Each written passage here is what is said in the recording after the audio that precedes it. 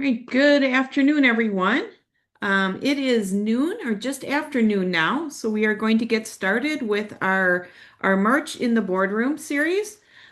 Today we are going to talk about removing county elected officials from office not so fast. I think the title of this got the attention of a lot of county officials, so I hope we get a good turnout for today's webinar. And I'm sure Andy will address it in a minute that in reality, we are not really trying to get rid of, of every elected official in county government. So I'm Sarah Diedrich Kasdorf, the Director of Outreach and Member Engagement at the Wisconsin Counties Association. We're glad you could join us this afternoon. Before I turn it over to our speaker, Andy Phillips, I am going to um, I'm going to get started with I'm being told we can't be heard. I can hear you, sir. Can you hear Oh, me? you can. Okay. Yeah. All right. Okay. I can't hear you in the Q&A. Now I can hear you. Okay. Just wanted to make sure. Perfect. All right. So, so again, I'm Sarah Diedrich Kasdorf with the Wisconsin Counties Association. Just a few brief announcements before we get started. First, this webinar is being recorded, which means that following the presentation, if you go to our website, wicounties.org, I believe on the upper right-hand corner of our website, we have a screen or a button that says WCA webinars. Click on that. And from that page, you will be able to listen to this webinar as well as access the PowerPoint presentation that Andy will be going through today. The second quick announcement is if you have questions during this webinar, there are two different ways in which you can ask your questions or leave a comment. The first is by clicking on the chat button on the lower part of your screen, or you can also use the Q&A feature of Zoom as well. Andy and I will be monitoring both the chat and the Q&A throughout the presentation. So with that, I think Andy, I'm just going to turn it over to you for this afternoon's webinar, and I will pop in, Andy, if there's questions that you are not seeing. Awesome. Thank you, Sarah. Good afternoon, everybody. I want to start with the title of this webinar, this In the Boardroom session, Removing County Elected Officials from Office Not So Fast. It did generate a lot of interest, I think, out there. I've heard from several people about the fact that WCA just received a Friend of Award with the constitutional officers. Our law firm received a Friend of Award from an organization that partially has constitutional officers represented, and everybody's saying, wait a second, well, if you guys are all friends, why are you trying to get rid of us? And that's not the point here. The idea for this discussion actually came out of a discussion that I had with the Wisconsin Public Employee Labor Relations Association. And that group, obviously comprised chiefly of HR professionals, wanted better insight on the process for dealing with concerns surrounding personnel administration and elected officials. Part of that discussion is if we've got an elected official that is misbehaving and acting so poorly that they ought to be removed from office, what can we do? In the process for removing an elected official from office that we are about to discuss is very complicated. It's time consuming, it's expensive. And so I wanted to have this discussion in the boardroom to basically provide everybody not only with the foundational information about removing somebody from office, but also to underscore that this is a very drastic measure and ought not be undertaken lightly.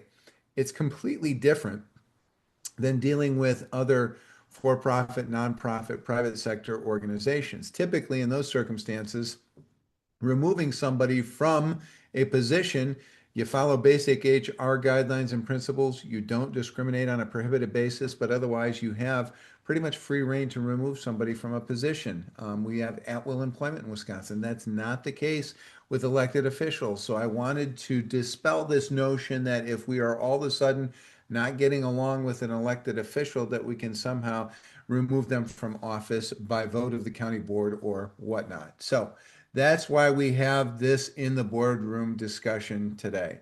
The other thing I want to underscore is that this is an in the boardroom session. The reason we named it in the boardroom is that that's where policy debate occurs. That's where vigorous discussion happens. So if you have a question, you want to debate me on a topic, whatever, feel free to put it in chat, put it into the Q&A, and we will have that discussion today. So let's have an overview of what we're going to talk about for the next 55 minutes. We're going to talk about the complexities of county government and the organizational chart.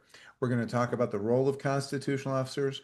We're going to talk about this concept of constitutional due process. What does it mean in the context of a removal proceeding involving an elected official?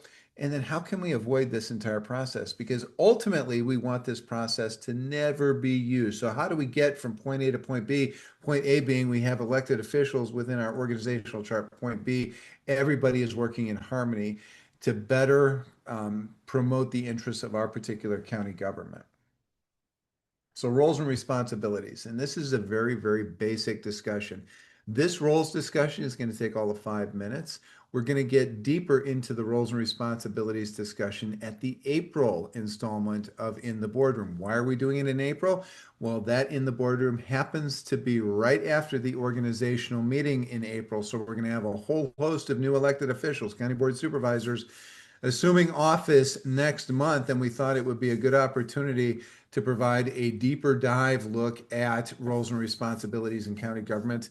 At that time, we are also going to be talking about the roles of constitutional officers.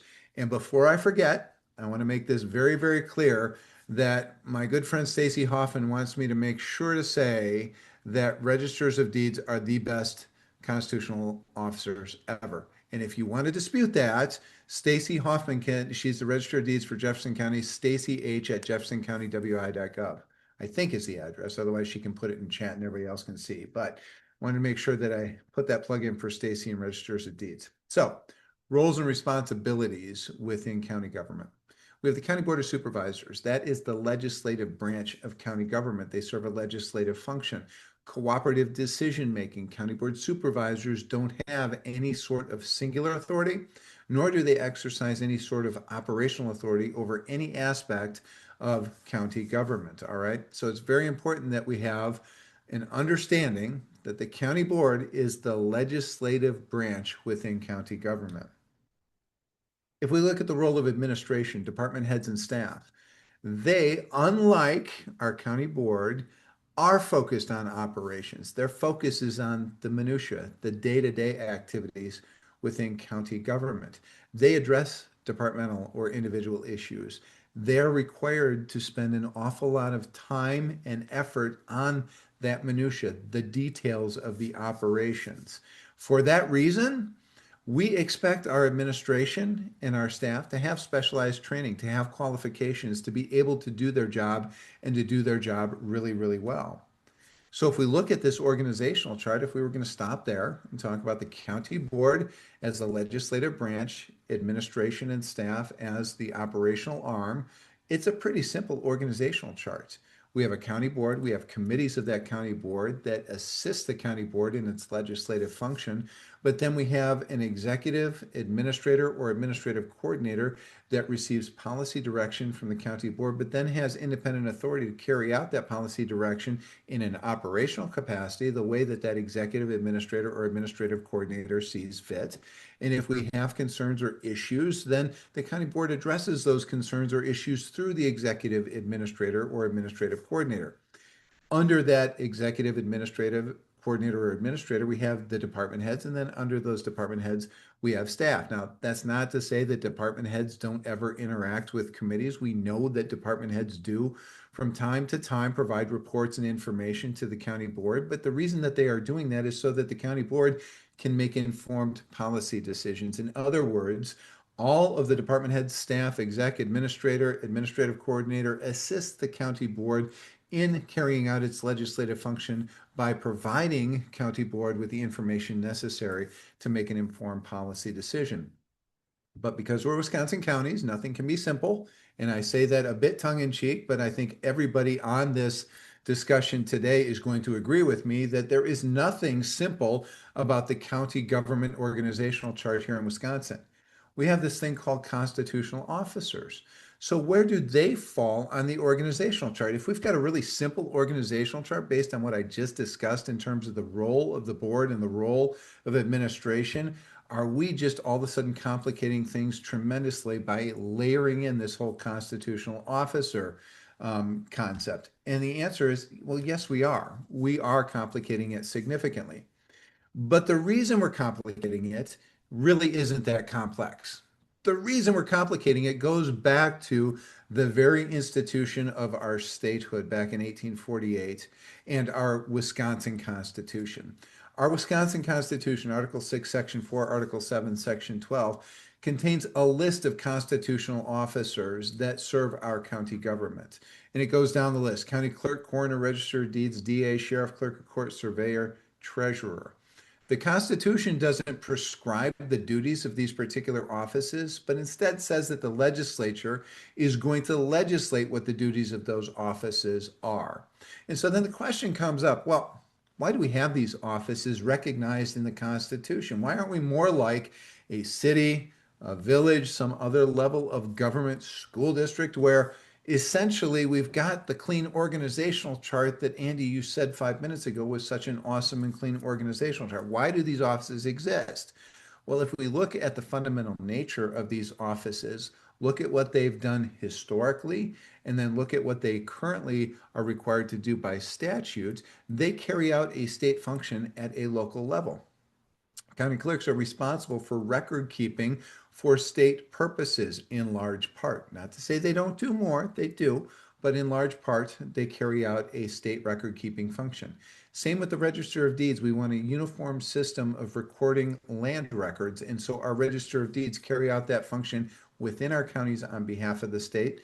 District attorney prosecutes crimes on behalf of the state. Sheriff enforces state law, also enforces local law, but primarily enforces state law. Clerk of court is responsible for judicial records within a particular circuit, and each county is a circuit. And we have one combined county circuit, but that's a different story. But the clerk of courts takes care of judicial records in the state system. Surveyor, not many counties have a surveyor anymore. I'm not sure if any do. Treasurer, historically, has collected state funds. And so, again, we see a local presence of the state in each county by virtue of these constitutional offices. If we think about it that way, that gives us some insight as to the role of constitutional officers within the county government uh, organizational chart, and also informs why it is that it is such a lengthy process to remove one of these constitutional officers from office. We want it to be an extreme rarity. The legislature set it up so that removal would be an extreme rarity. Now, there is accountability and there are opportunities to remove that we're going to see here in a few minutes. But again, understanding the nature of these constitutional offices, understanding the job function of each of these offices helps inform why that process is such a lengthy process. So then we look at this organizational chart when we layer in constitutional officers. I like to say, and I think Sarah does too, it's a dual persona for these constitutional officers. What do we mean by that? What we mean is that constitutional officers are answerable or answer to the electorate. It is a county-wide election that determines who that constitutional officer is going to be. And so the constitutional officer is responsible to the electorate to carry out the functions of his or her office. So if we look at the functions of each office, there's a particular statutory section that applies to each constitutional officer. For example, 59.25 with treasurer, 59.43 register of deeds, and so on. And so with those statutory functions, the constitutional officer is responsible to the electorate. There is nothing that the county board can do to limit, modify, amend, delete, whatever those statutory functions. Those exist in statute, and the constitutional officer is responsible for only carrying out those functions. Now, I say that understanding that our constitutional officers do so much more than simply what is required by statute.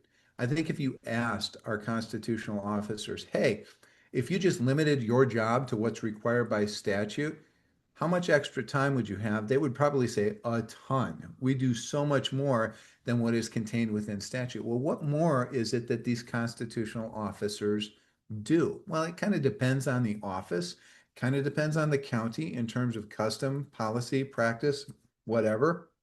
But in reality, each of these constitutional officers is a department head within the county, very special department head, but a department head nonetheless. They are administering personnel policy for the people that are within their office. They are maintaining a budget. They are maintaining financial record keeping. They are interacting with our administration. And so, in that respect, they really are serving much like other department heads within county government. So, that's where the dual persona comes in. They're responsible to the electorate for their statutory and constitutional responsibilities, but they are also responsible to the board and administration when it comes to administration of those specific county functions. So I have this slide here. What does all of this mean? And I pulled this slide from another presentation that I'm going to give next month about the roles and responsibilities within county government. But I think it's important to highlight here in that when we look at the relationship between boards and administration and constitutional officers, we have responsibilities, duties, and obligations on both sides. All right, I've talked about this concept that the legislature has given constitutional officers very important functions contained within statute, and there's nothing that the county board can do to modify those functions. The legislature has given county boards the opportunity and obligation to fund those offices, provide personnel to support those offices, and regulate the employment of those paid from the county treasuries.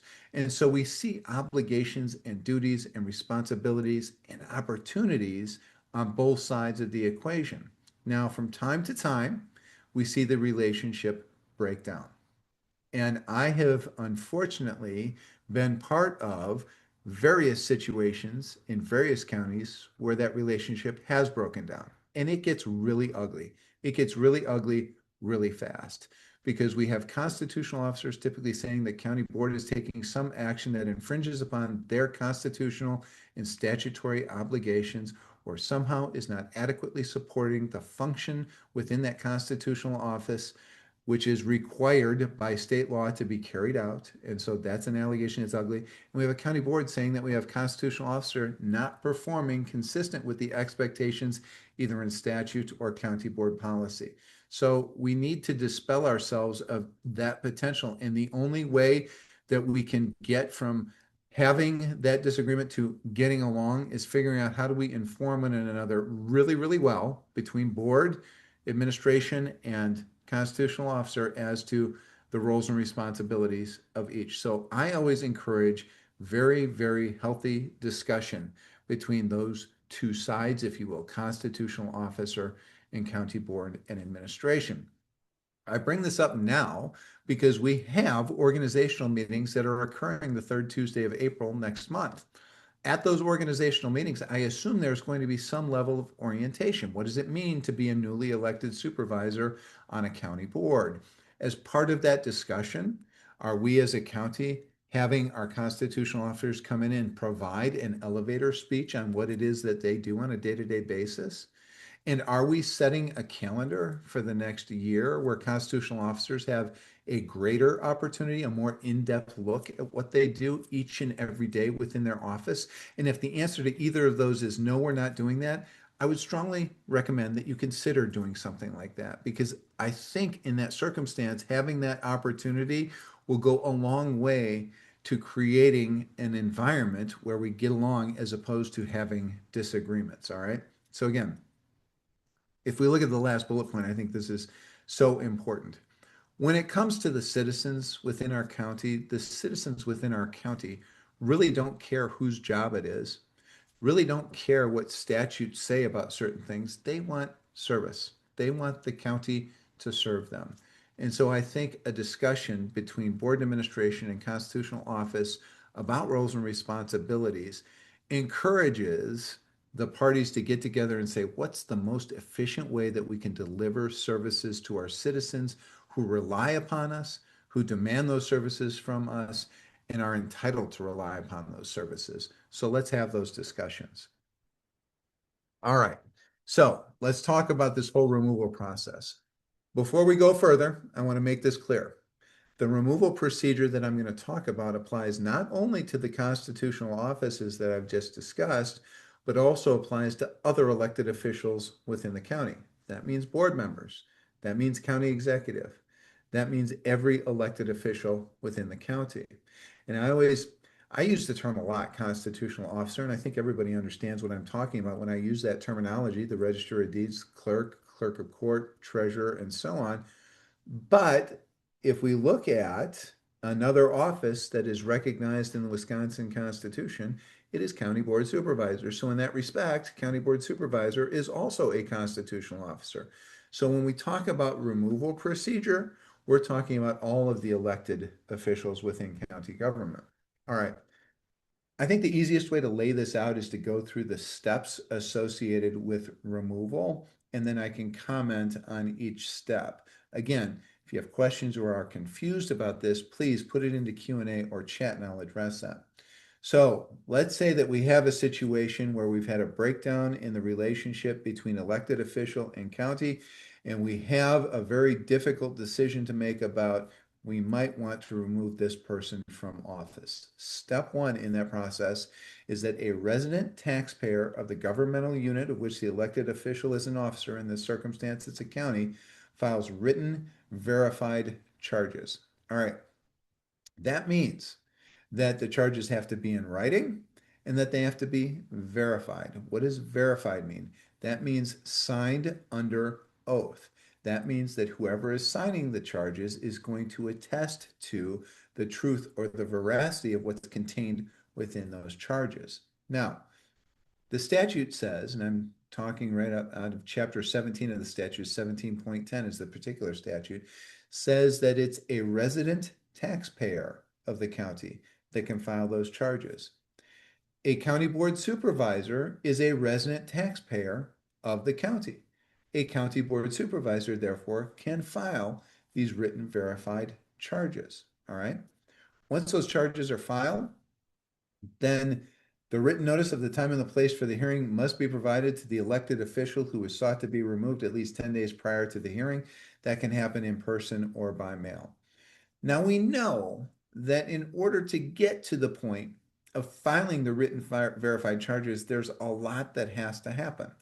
If these charges are required to be verified, in other words, somebody is going to attest to the truth of what's contained in those charges, we ought to be darn sure that we have a solid handle on what's going on. I'm going to talk in a moment about this investigation piece, but I wanted to plant the seed now so that everybody understands this isn't as simple as writing on a piece of paper. I think the treasurer stinks, and I think we need a new treasurer, signed Andy Phillips. Can't do that. That's not going to be sufficient for purposes of starting this removal process.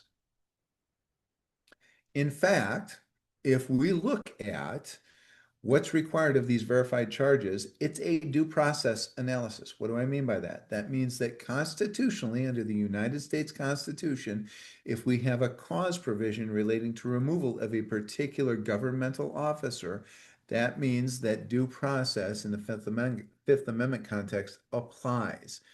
Due process means that you have to have notice of what you're being accused of doing and an opportunity to be heard. We'll get into in a moment what this opportunity to be heard means, but from a notice perspective, we have to provide that officer with sufficient information, which according to the case law says that it must be reasonably calculated under all the circumstances to apprise interested parties of the pendency of the action and afford them an opportunity to present their objections. So that means that those written verified charges have to be particular. Does it mean that it has to be a 50-page recitation of date, time, month, circumstance, witnesses, and everything that goes into the charges? No. But it has to be enough to reasonably apprise the officer that is sought to be removed of what the allegations are. Okay, so that's important. I'm going to pause for a second because I see a couple of questions have come in. Question one, does this procedure apply only to those offices over which the county board has control? board, clerk, treasurer. What about clerk of circuit court, register of deeds, and sheriff? Those removed by the governor or the judges. We haven't gotten to the slide where we talk about the removing authority. In other words, what entity, persons, or office has the ability to remove an elected official from office. We'll get to that in a moment. But regardless of the authority, what person is making the removal decision or group of people, this process applies. So yes, it applies to every single elected official in county government, these very basic principles, okay? Other question from Robin, what office are the charges filed with? Who verifies the charges? We'll talk in a moment what office the charge is filed with. That's when we get to the removing authority. But as to who verifies the charges, that is the resident taxpayer who verifies the charges signed under oath, so before a notary public, okay? Step two, the hearing. So we have the charges, and the charges are before the body, the removing authority, and then we have a hearing.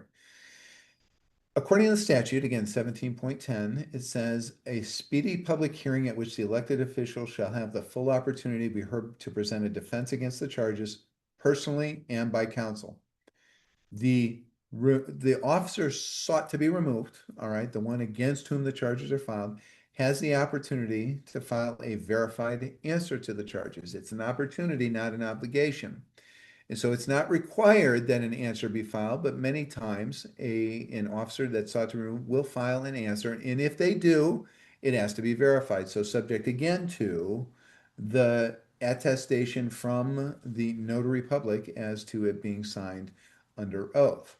When we think about this, when we think about the charges and then the answer, as a lawyer, I think about it in a lawsuit context. You have a complaint that starts a civil proceeding, and then you have an answer to that complaint where issue is joined, so to speak. So the complaint starts the lawsuit, and then the defendant, once they're served, answers that lawsuit. Very similar here, where we've got charges filed, charges served, and then we have the answer that comes in from the official that is alleged to have engaged in misconduct. All right. Again, it's not required that they file an answer, but they can. The hearing, according to the statute, shall be conducted with due dispatch, but there's also this concept of an investigation, all right? So the hearing shall be conducted and the investigation made by the removing power with due dispatch. So I ask the question, what does the investigation look like and who conducts it, all right? The question from Robin before is what office are the charges filed with? It depends on who the elected official is that is sought to be removed. It's filed with the removing entity, the entity with the authority, person or persons with the authority to remove an elected official from office. But remember back before I said we better be darn sure that whatever is contained within those charges, since they're signed under oath, penalty of perjury, that they're correct? Well, doesn't that mean there ought to be an investigation into what's happening here and that we have a reasonable belief that what's contained in the charges actually occurred? And the answer to that is yes. And so I think when you look at the statute and the process that is followed in statute, it may have worked in 1887 when the statute was written, and nobody write that down because I don't know when the statute was exactly written. I just know it was a while ago. And so now, though, we have county boards, committees of county boards, administration, and others, all of whom are looking at a particular set of circumstances and an elected official and making a decision as to whether cause exists. And I'll get into this definition of cause in a moment, whether cause exists to seek removal of that elected official from office. So what I have seen counties go through, and I think this is perfectly legitimate, is that county board either authorizes a committee or a committee is already authorized to investigate and to, if necessary, recommend that charges be referred for removal of an elected official. So when I say that, I mean that it's always difficult to have somebody who's currently in the county conduct that investigation. I have this question here on this slide. Who does the investigation? Well, if you've got somebody currently in the county doing the investigation, that can get really, really difficult because that person presumably has an existing relationship with elected official, and we don't want the issues associated with this investigation to bleed over into the other important business that this person in the county or the elected official has to do on behalf of the citizens within the county. And so, in most circumstances, and I've been involved in these circumstances, in most circumstances, we have committee or county board or administration bringing in outside counsel to conduct the investigation and then reporting back to committee or administration or county board the results of that investigation and then referral of the charges. Now, I use this term, referral of the charges. That's common parlance when we talk about criminal proceedings and the sheriff's office referring charges to the district attorney for consideration. All right. We don't have that here. But what we have, though, is a necessity that whatever the results of that investigation are, and if there is a sufficient number of people that want to seek removal of an elected official, that charges have to be drawn up. So who's making the decision about those charges being drawn up? And then who is going to sign those charges? And again, I think we're put in a very difficult circumstances as counties because yes, the statute contemplates a resident taxpayer, any resident taxpayer filing those verified charges and then instituting the hearing process. But in reality, the entity and the people with the most knowledge about what's going on within those offices are already within county government, whether it be board, committee, or administration. And so the investigation results are reported out, but then there has to be, I think, and again, others may disagree with this, but I think there ought to be a sufficient number of people saying, yes, we think there is cause to move forward with this removal proceeding, and we would support, whether it be county board chair, committee chair, administrator, executive, somebody filing written verified charges seeking removal from office. So again, I want to make this clear that that entire process I just described is not contained within chapter 17 of the statutes. But if we look at the due process protections that are in that statute, if we look at the process as it plays out in the reality of today's operational environment within county government, I always think it's good to go through a process where we have board, committee, or administration bringing in outside entity to conduct an investigation. It's completely free of any sort of conflict of interest or anything of that nature, and then an investigation report is provided back to board, committee, or administration, and a decision is made, do we move forward with this particular removal proceeding? So again, you're not going to find that in statute, but I think that is the best way for counties to proceed. So then we get into this question of who's the removing power, the authority, where are the charges filed? What does that look like? And it depends upon the particular constitutional office. For county clerks, treasurers, surveyors, or county board supervisor, the county board is the removing authority. The county board can remove one of those elected officials from office by two-thirds vote of all supervisors entitled to seats on the county board for cause. And I'll get into cause in just a minute. But the county board has the authority over those particular offices. For the clerk of circuit court, it is the judge or a majority of judges of the circuit court for the clerk of circuit court's county, again, based upon cause. For the DA, the sheriff, the coroner, or the register of deeds, it's by the governor for cause. And so in that circumstance, where we've got the governor holding the proceeding, if you will, related to removal, it is entirely separate from whatever's happening within the county. For these others, clerk of circuit court and clerk, treasurer, surveyor, and county supervisor, it's within the county. Okay. So it's again very important to understand who the removing power is because obviously the county board has a lot less influence over the proceeding and the removal decision when it comes to DA, sheriff, coroner, or register of deeds. When the governor is the removing authority, the removing power, the governor can appoint a commission to conduct the hearing, make an investigation, and report the testimony and proceedings to the governor, and the governor then makes a decision. Now, can somebody, whether it's in chat or Q&A, tell me the last time the governor held a removal proceeding involving the removal of a sheriff or a register of deeds? Yeah, I don't know either. I have no idea. It hasn't happened in a very long time. I can remember one circumstance within the last 3 or 4 years where a county was having a particular issue with its sheriff, and the county board was it authorized an investigation, and that investigation was informally reported to the governor. And I received a phone call from the governor's office saying, yeah, on this removal proceeding, can we talk a little bit about what this looks like? Because we're a bit confused on what that looks like.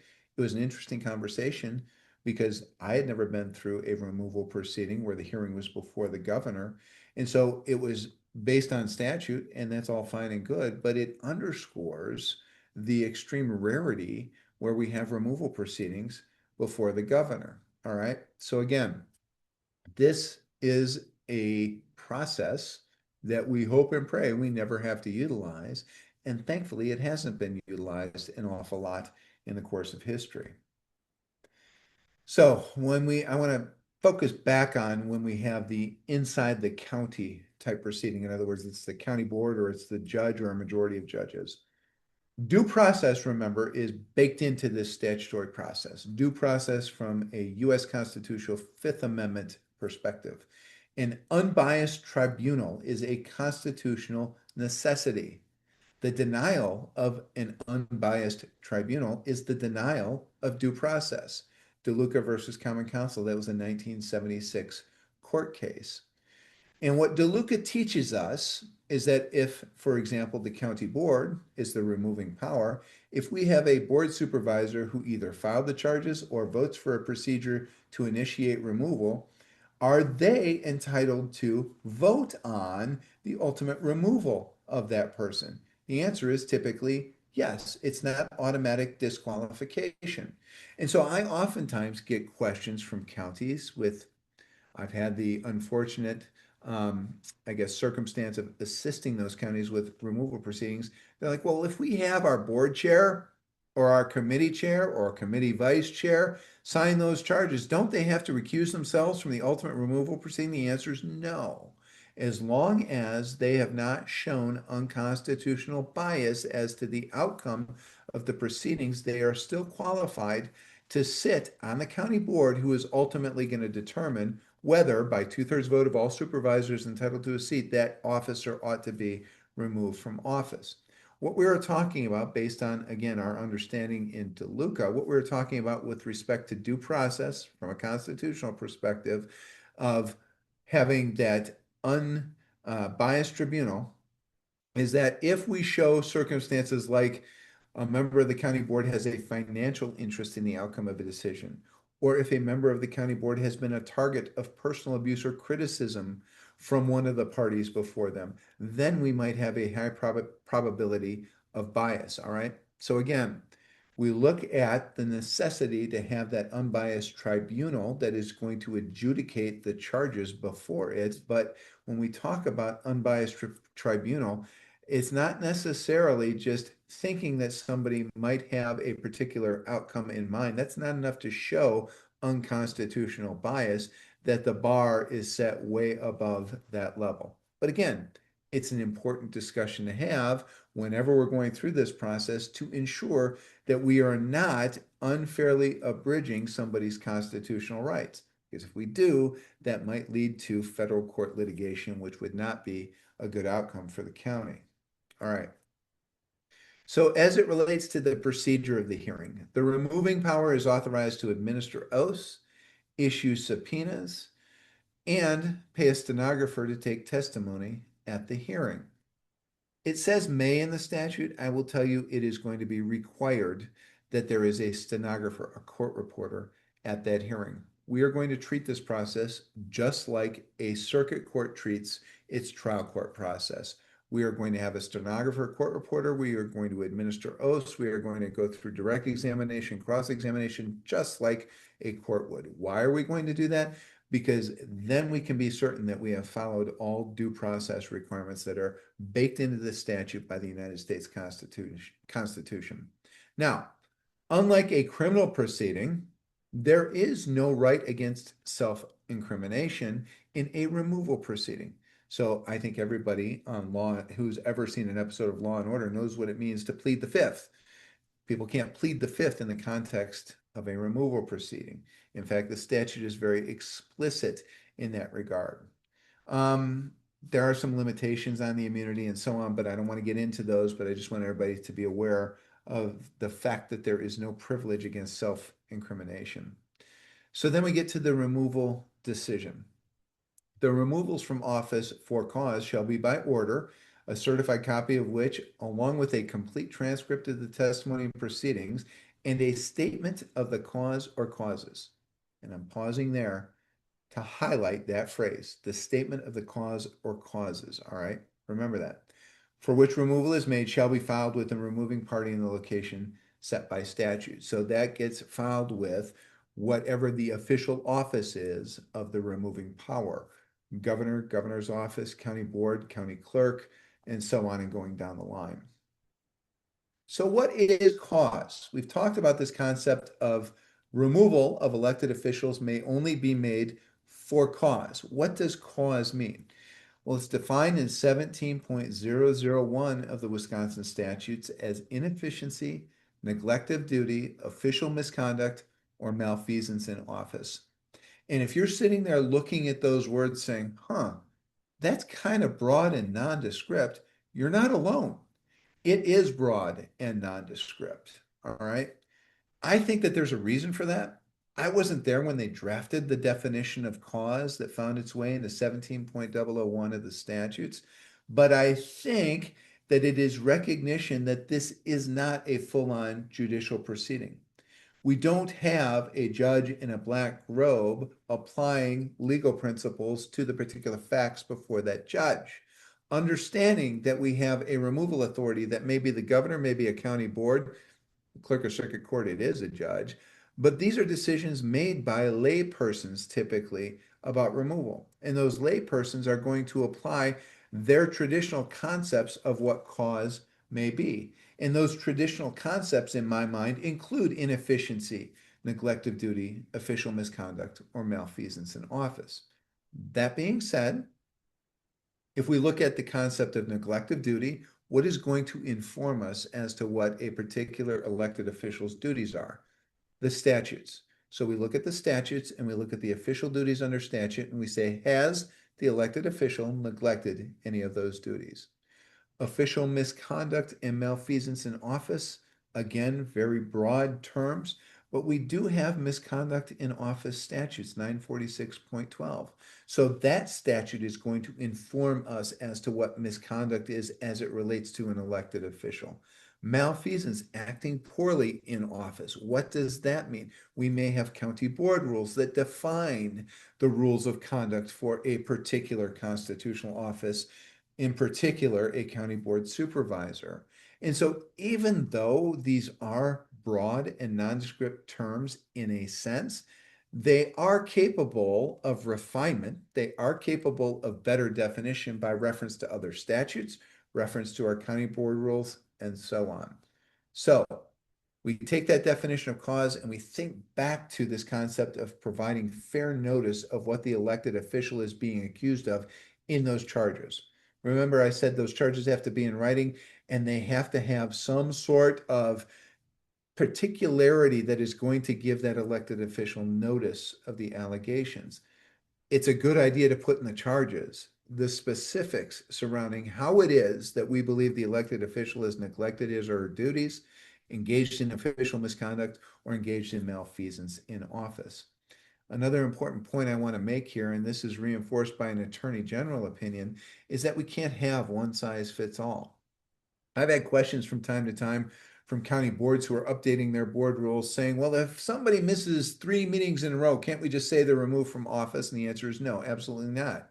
You still have to go through the Chapter 17 process and you still have to find cause for their removal. Now, remember, 17.001 gives us the definition of cause, and that definition says neglect of duty. So we may make a determination that a county board supervisor repeatedly missing meetings and not fulfilling their duties as a county board supervisor constitutes cause because it's a neglect of their duties, but we can't just do it as a blanket. You miss 3 meetings in a row and you're off the board. I want to make that very, very clear.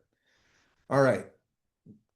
And so this is a question from Izzy. So as it relates to DAs, sheriffs, and registers of deeds, would the governor be responsible for prescribing the hearing rather than a county board. Yes, that's exactly right. It's according to the governor's process for laying out that hearing. Remember, I mentioned the fact that the governor can appoint a commission to investigate and conduct the hearing and report back to the governor. But I would imagine it would be the governor's office that is going to prescribe how it is that the commission is going to conduct that type of hearing. Again, I've never been through that process, but I would imagine that the governor is going to lean on other hearings that occur in state government, whether it be through the Division of Hearing and Appeals or DOA or something like that. I would imagine that the governor is going to do everything in his or her power to ensure that due process is afforded to the elected official where removal is sought. But yes, it would be a governor decision. Costs. When we look at the costs associated with this, number one, I want to make clear that the county board, I believe, has the authority to conduct investigations and pay for those investigations as it sees fit as a matter of county government authority or county government responsibility. Okay, so again, I think that the county board can authorize the investigation and pay for it. When the statute deals with this concept of cost, though, it does speak to, in the case of procedural for removal, the expenses shall be paid by the unit of government in which the person against whom charges are filed was an officer. So it makes it a county responsibility. The reason I bring that up is that if, for example, we have charges filed against a district attorney, sheriff, or register of deeds, the expenses associated with the removal are paid by the county, even though the proceeding is before the governor.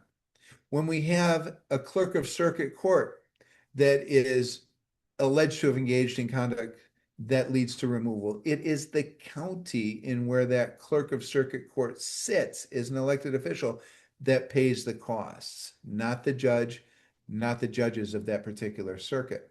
All right. So it's important that we understand it is the county that is going to bear those costs. If the removing power finds that the complaint was willful and malicious and without probable cause, the expenses shall be paid by the person who filed the charges. So remember that the statute doesn't say that it's the county prosecuting. The statute says it's a resident taxpayer. If a resident taxpayer files written verified charges seeking removal, and through the removal proceedings, the removing authority, whether it be county board, judges, or governor, finds, hey, there was no basis for any of these claims, the removing authority can order that the resident taxpayer filing the charges pays those costs. Again, I think it's rare. I don't know that that has ever happened, and it speaks to historically the how far back these statutes go. But just be aware that that provision is within statute. So now I want to talk about takeaways because in thinking about this process, and I've gone through an awful lot of information in a short amount of time as it relates to the process for removal, I hope that everybody in this discussion today is saying, wow, that's complex. There are all sorts of trips and traps, and this is a process that ought not be undertaken lightly. That's the primary takeaway. It's not something that ought to be undertaken lightly. Just because you don't get along with your register of deeds, your county clerk, your county, that is not cause for removal. Okay, that's the primary takeaway. So if our takeaway is this is a very difficult process, we need to figure out a way to get along. How do we do that? Well, I think, and this is my opinion, having written policies and procedures is typically a positive, but there are some limitations to that. What do I mean? I mean that typically when I see disputes arise, it's because we have unmet expectations on each side of the dispute. One side expects the other side to do one thing, other side expects something different. So having policies and procedures on this point can be helpful. But there are limitations. As a county boards adopt policies all the time through resolutions, through ordinances, through handbooks, and so on. Can we make those ordinances, resolutions, handbooks applicable to elected officials? To an extent. It's not always the simplest mechanism or exercise. I've got written in here, have you written yourself out of a Monell defense? And I think Izzy might be the only one on the line that knows what a model defense is. But that's something you can ask your corporation counsel or outside counsel about the applicability of a Monell defense to a particular policy. That's a different discussion for a different day, but it is a consideration. I want to underscore, though, that we ought to focus on discussions, whether it be in writing or otherwise, between elected official and county board or administration, so that we can have a full understanding of each party's role and responsibility within the county and establish those expectations up front. I think that's very important. Are there other measures that we can explore as it relates to dealing with conduct of an elected official that we don't think is appropriate, but we don't want to go to the full removal route? That seems rather extreme. Well, we can have a censure resolution on file where it's an official statement on the part of the county board that essentially says what elected official did here was wrong, and we have a higher expectation of the way that that elected official is going to conduct him or herself. Yes, we can do that. Ethics violation. All right, we might have an ethics code within our county. We might have a 19.59 problem. That's the statute that deals with the state ethics code for local government officials, prosecuted by the district attorney. And so we might have an ethics issue here, but again, that's limited. Typically, with ethics issues, we're talking about a financial interest in a particular measure that the elected official cannot participate in business relating to that financial interest without violating an ethics code. So it doesn't deal with conduct. It doesn't deal with neglect of duty. It doesn't deal with malfeasance typically. So we have to be aware of the limitation on our ethics code as it relates to dealing with this particular situation. So I asked the question there here at the end, in that I've been doing this for 31 years now, and I have not seen a more politically charged environment at the local government level than we see right now. So is some of this conflict inevitable? It absolutely is. I think it is inevitable. But are there things that we can do to institutionalize the relationship between elected official and county that is going to hopefully turn down the heat on this political climate? I think there is. I think, again, the more that we can have discussions with elected official about those expectations, the more we can better understand constitutional officer roles and responsibilities, not only within our county, but as it relates to state statute and constitution, the better off we're going to be. I always focus counties and I suggest to counties, let's stay in our lane. Let's focus on the issues that impact the residents of our county. If we keep in mind that at the end of the day, our citizens, our taxpayers, our residents are demanding service in the most efficient and effective manner, it's incumbent on us to figure out what that most efficient and effective manner is. I'm telling you right now, that our residents, our citizens, our taxpayers really don't care whose responsibility it is to provide a service. They just want the service. And so the more discussion we can have about the most efficient and effective way to deliver that service, regardless of who actually does it, the better off we're going to be. All right, so I have a question here from Kyle. Do appointed constitutional officers receive the same protections, undergo the same process of removal? The answer is yes. So the Chapter 17 protections apply to elective office, not elected official, elective office. So somebody who is appointed to fill a vacancy, for example, in the Register of Deeds office, they're subject to the same Chapter 17 protections as somebody who is elected as the Register of Deeds. So I want to make that clear as well. Now, before we open it up for question and answer, we've got about 6, 7 minutes here left. I want to say thank you. I can tell you again, after doing this for 31 years, that it is so complex to understand the organizational movings within county government that the fact that you all do this day in, day out, and in 99.9% of the times you do it really, really well and effectively and efficiently deliver service to the people who rely upon us as counties, it's astounding. And so I just want to say I recognize those complexities and thank you very much for everything that you do. I also want to mention that again, at the April in the boardroom session, we're going to be talking about roles and responsibilities within county government in greater detail than what we've talked about today. So if it would be helpful, please make sure to spread the word to your county board members, to your constitutional offices, to HR, to administration, whomever. Tell them to tune in next month and we're going to have that in-depth discussion. All right, so with that, I've got a thank you from Sylvia. That's great. Very welcome, Sylvia. Glad to hear those kind words. What other questions do we have? And Sarah, is there anything that I said that you want to correct for the record? Actually, there is, Andy. What?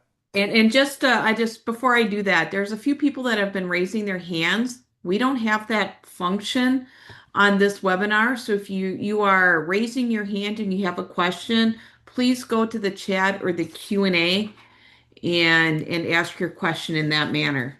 Well, Andy, I do have unless you pulled a switcheroo on me, the What? topic of the in the boardroom in April versus Yes. May.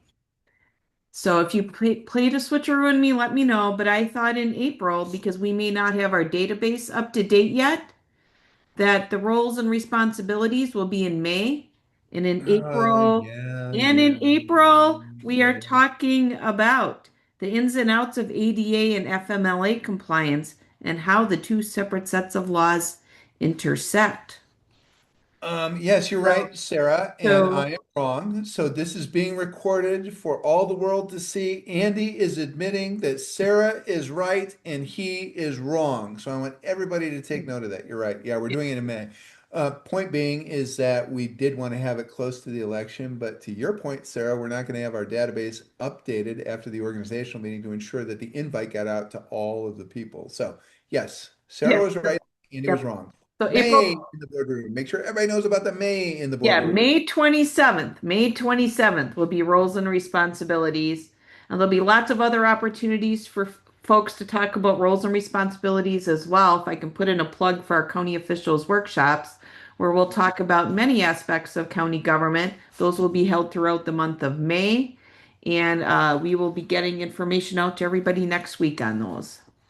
Jamie asked a good question here, Sarah, and this is something that you Yes. and I have dealt with over the years, and it's something that we will deal with in May in the boardroom. See how I corrected myself there? In May, is can the county change the elected register of deeds position to a part-time position? And I want to make clear that the statutes don't specify full-time or part-time, but if you county believe that the register of deeds can be a part-time position, I'd like to have a greater discussion with you about the obligations and duties of a register of deeds. And so the statutes don't differentiate between full-time and part-time. The statutes allow the county board to set the salary or compensation for the register of deeds. They do that before papers are taken out every 4 years. And that salary or compensation may reflect the county board's belief on full-time or part-time, but there is no statutory designation on that. To the extent that Sarah, Constitutional Officers Association, Register of Deeds Association, others can help with that discussion in your county. We're happy to have that discussion. Other questions?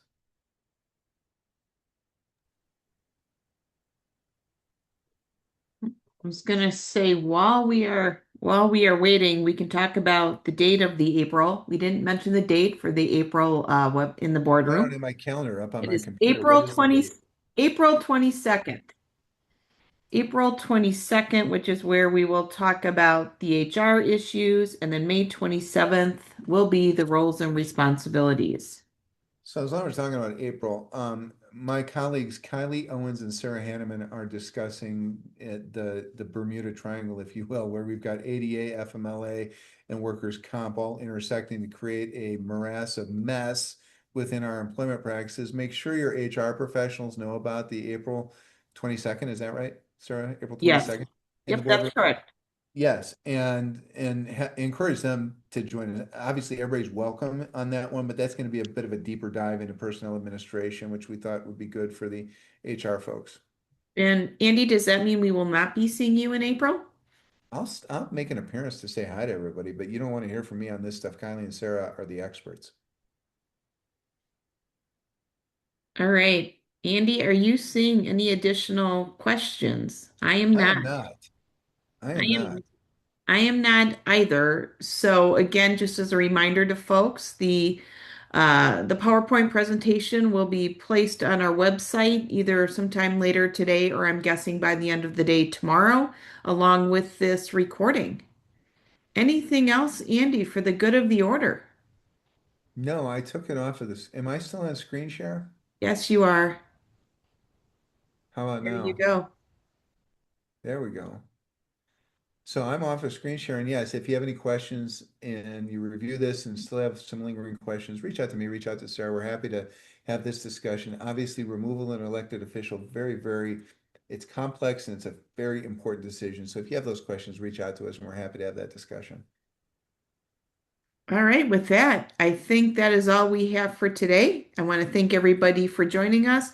And again, we hope to see you back in April and in May. Thanks, Andy. Thank you all.